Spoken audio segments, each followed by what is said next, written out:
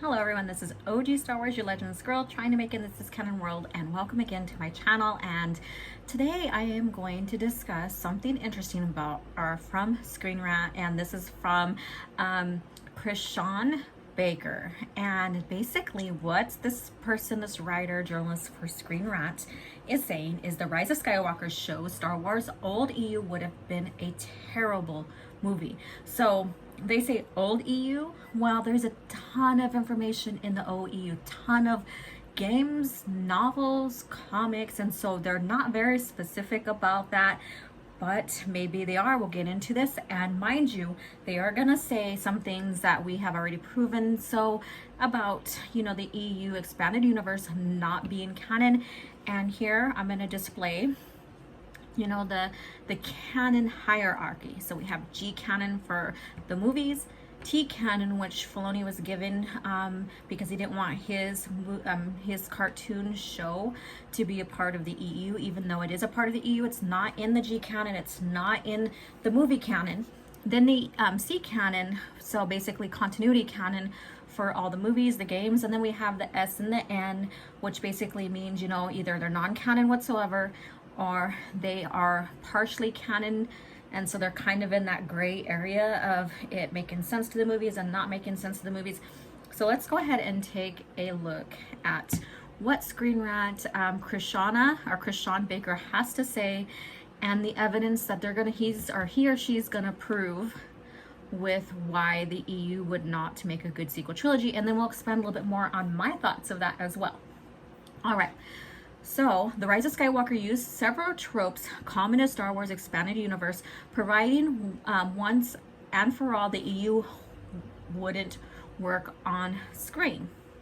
And now, mind you, yes, we have pictures of Chris with Dark Forces novelization, and here it is. We also have, you know, we also know exactly what, you know, EU material Palpatine's return comes from, and then that's Dark Empire. So let's go on. Last year's Star Wars The Rise of Skywalker was a relatively middling end to an already mixed sequel trilogy, but if it showed us one thing, it was that a straight adaptation of the EU would not have been a good thing. Despite some powerful performances by the central cast, the last film of the Skywalker saga, or better yet, the Palpatine saga, was heavily criticized for a plot that felt more like a video game fetched quest than an engaging story, as well as relying too heavily on perceived fan services. The final result was a movie that leaves more questions than answers, lots of which have been resolved in supplemental material and additional reading that leaves the movies feeling like homework assignment. Okay, so mind you, they're saying, oh well, since it's based off of the original EU, you know, from George Lucas era, we need to do our homework. But little do they know, or they forget, that a lot of fans coming into the franchise now from the previous, you know, read the books, the comics, played the games. So either entrance was from the novels, from the comics, or the games, or maybe all of the above. Mine was the books. And you know, I wasn't playing any games no more once I started reading into Star Wars lore. I had other things going on, but I got in with the books. The books, I wanted to know what was going on with Luke Skywalker, how he created the New Jedi Order, what was going to happen, and I was hooked from then. All right. Conversely, the Star Wars EU felt like the exact opposite of homework. Back in the dark ages of the Star Wars content draft, 1985 to 1991, the formation of the expanded, they said extended universe, but it's expanded universe, so I'm going to correct you right there, darling, was like a breath of life for the fans. And again, yes, the EU expanded universe, not extended, kept the franchise thriving. And that's the main thing. And George, he wanted to make sure that we all had Star Wars, that Star Wars was put in front of us, game, comic, or whatever. He also did not allow, a lot of content being made in the prequel trilogy because he wanted to be the first to create and open that part of the storyline himself. And he is the creator. He has every right to do so. And what started out as a major project that continued the story of Leia, Han, and Luke quickly escalated into a living, breathing web of storytelling that fleshed out never before seen corners of Star Wars universe. Not only were fans finding out what happened to their favorite characters post Return of the Jedi, but they were also discovering information about the origin of the Sith and many intergalactic wars that ravaged the galaxy. Yes, so we got expanded, like after post Return of the Jedi, we got some awesome books. We got the Thrawn trilogy that opened up the EU more, that everybody fell in love with. And then we got Truce at Backor that happened right after, hours after the, Return of the Jedi. Then we go into the New Jedi Order, where we got a new threat of enemies. And then from there, Legacy of the Force, Skywalker family with all the kids almost all grown up, or all of them are grown up, including Ben Skywalker, Jaina, Jason. We already lost Anakin Solo. And we are seeing, what had happened, what was going on with one of them turning to the dark side, as well as leading up to Crucible. And then all the way, we had a blank period where they could have put the movie, the sequel trilogy, right after Crucible. Perfect age for the actors, perfect age for the new generation, Jaina, Jagged, and Ben Skywalker to be the big three that we see going on in the theme of Star Wars. And we could have got Luke going out on sabbatical, searching more about Mortis, and the Wheels of the Force. Han and Leia raising their granddaughter, so they're not really in the forefront. They're allowing the big three to be in the forefront. Then this will be leading up into Legacy era, where we have Cade, we have Nat, and Cole. Perfect place. When Disney decanonized the EU, so here we go. And then basically they have in the little brackets here, technically it was never actually canon in the first place, and I'm gonna go ahead and debunk this right now. So one thing is basically everything except those items marked with Infinity logo, i.e. Star Wars Tales comics, is considered canon. And this was by Sue Rustoni, Lucas Books and Lucas Licensing Managing Editor, StarWars.com, May 30th, 2003. And then we'll go ahead and take a look at another piece of evidence here. I'm just providing two. There's more, much, much more. Unlike other franchises that reboot with most every incarnation, Star Wars had proven itself over the years to be a singular universe. Note, singular. There was no separate timelines. The movies were the foundation that they built upon. George worked with them. He even was concerned about even the, his movie character's arc. Everything outside of the films was collectively known as the expanded universe, serving as an extension of the same universe as the films. If something happened in a book or a comic, it would potentially affect everything else happening in the universe, as any discrepancies that resulted would be resolved and retconned, short for retroactive continuity, i.e. changes from previously established continuity across the board to try to create some consistency. And this is from Leland Chee, StarWars.com. What is the holocron? And so this is not dated, but this is his quote. And so everybody that worked under George Lucas in his for his business, his franchise, they worked and for what George wanted the franchise to stand for. So basically, they would tell and work as what George wanted them to say in the light. So if George did not want the EU to be, canon to the movies and all that, that is what they would be saying. They would not work against their boss. George did not see himself as an EU writer, because he was a filmmaker, and that's why you see him with a lot of comments saying that they're not a part of my universe or the film or the G canon, because they're not the movies. But the thing is that they're part of the EU or the C canon, which is a part of the movies that George also helped create and develop, because it was very important for him to have his characters be consistent to the movies and everything to expand the way he wants. And again, that's why he never allowed anybody to write in the PT until he was gonna, develop it. And then after that, they were given permission. All right, back in 2014, many fans saw this as a slight against the legacy of the expanded universe. So now they correct themselves, and all of the stories provided by it. However, after seeing The Rise of Skywalker, it's evident that a straight adaptation of the EU would not have been as good as the Star Wars fan assume. Yeah, and the thing is, what they used was something that was basically, after the PT came out, was irrelevant, and that's Dark Empire. Dark Empire was written before the PT came out, so in a sense, at the time, which George Lucas approved of Palpatine coming back, when we got to the PT era, all that was, all that, the Dark Empire necessarily, even though it wasn't stated, basically became irrelevant.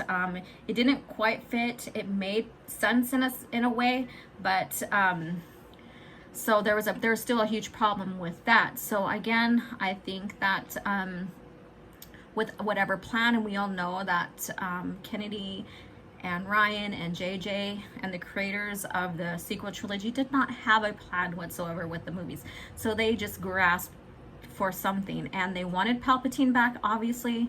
They brought him back in a unfavorable way. Dark Empire, Palpatine came back within 10 years from Return of the Jedi, which made more sense because it was close in timeline.